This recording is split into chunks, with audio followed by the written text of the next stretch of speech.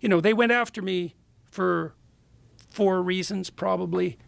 One of them was the entire transcript of the last conversation I had with you. Whoops. Right, that was submitted as a complaint because I was talking about the climate lies. They went after me because of the comments I've made about the trans butchers and liars, the surgeons and the therapists who are enabling them. That's a major part of it. They went after me because I went after Trudeau and his former chief of staff. And what else? Those are the major 3. There's probably 4 complaints aligned with each of those dimensions. And so that's cost me about $1 million in legal fees so far. So it's a very hard battle to fight. It's very annoying because the accusations continue to flow in, even though that's a choice of the college. And I've already been sentenced to re-education of indefinite duration, right, till they're satisfied that I've learned whatever the hell lesson I'm supposed to learn. So that the only reason that isn't happening is because we now have an appeal in front of the Supreme Court in Canada. And so I don't think it'll succeed, but we'll see. Is it important to you to maintain your license, or is it important to you to win this? It's important. There's 2 things that are important to me, likely. One is I'm not going to let a pack of ideologically addled moralists, lying moralists who are facilitating the butchery and sterilization of children take away my license, not without a war. So that's one thing. The second thing is I'm in a prime position in Canada to undertake this battle against the woke licensing boards because I have the money, and what the hell are they going to do to me? I'm not practicing. Right. They can't take away my income, and Right. likely they can't blacken my reputation except among those who are willing to assume that the licensing colleges are playing a straight game. So really there's nothing they can do to me. Plus, if it was only a personal thing, apart from the fact that I'm not letting my license be taken by a pack of intellectually addled hypocrites, there's a part of me that's deeply ashamed to be a psychologist at the moment. I'm so appalled by my compatriots. They know that this gender dysphoria pathology is a lie. They all know it. And they won't say anything. Now, partly they won't say anything because the consequences for saying something are not trivial. But the consequences for not saying anything is that people like Chloe Cole end up with their breasts cut off when they're 15. Right. Right, well, that actually matters. Right. So practically speaking, in a sense, the battle doesn't mean anything to me because I'm fighting to remain a member of a club that I don't really want to be part of. But is there a principle at stake? Well, there's a variety of principles at stake.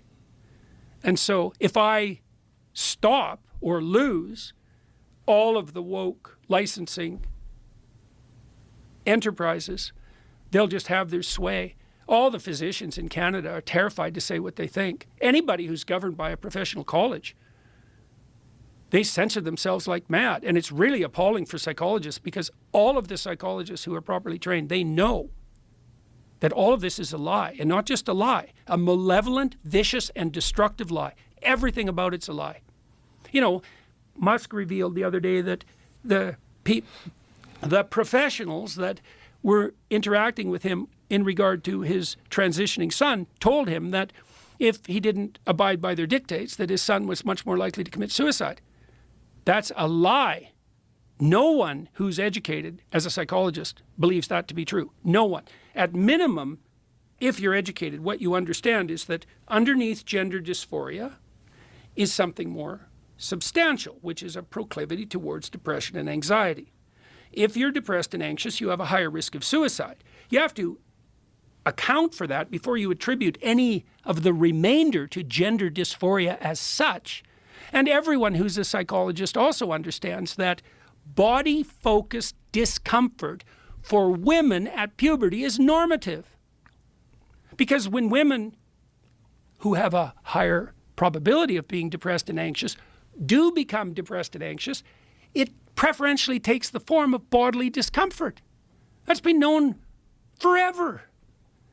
So Chloe Cole, for example, no one explained that to her. No one sat her down and said, well, you're not very... She told me that the reason she decided to transition was because she kind of had a crush on Kardashian and that body type, you know, hyper curvy, hyper feminine. And Chloe realized when she entered puberty that she was probably going to have a boyish figure. And Chloe's a very attractive person. She would have had no trouble attracting the attention of men.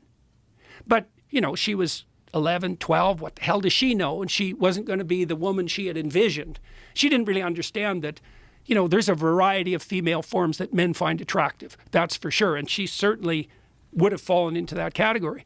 She didn't know that it was typical for girls to undergo a fair bit of confusion when they hit puberty, and that would take the form of negative emotion. No one told her that. They just rushed her down the puberty blocking and surgical pathway.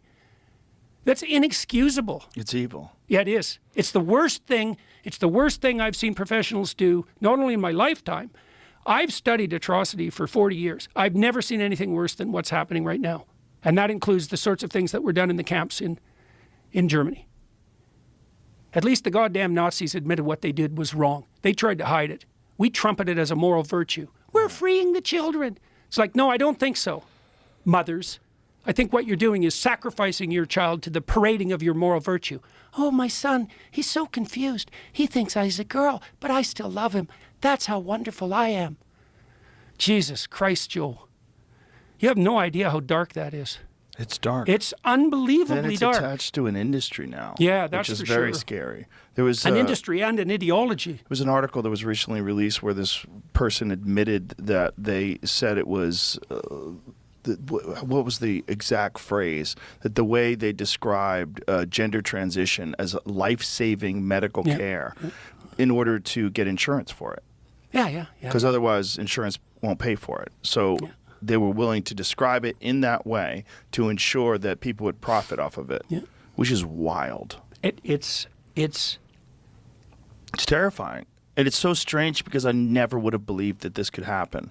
If you had asked me 20 years ago if this was going to be a main concern, that people were worried about their children being roped into this ideology and convinced that they're and then authentic sterilized and self. mutilated. Yes, exactly. Yeah. Yes. I know. Terrifying.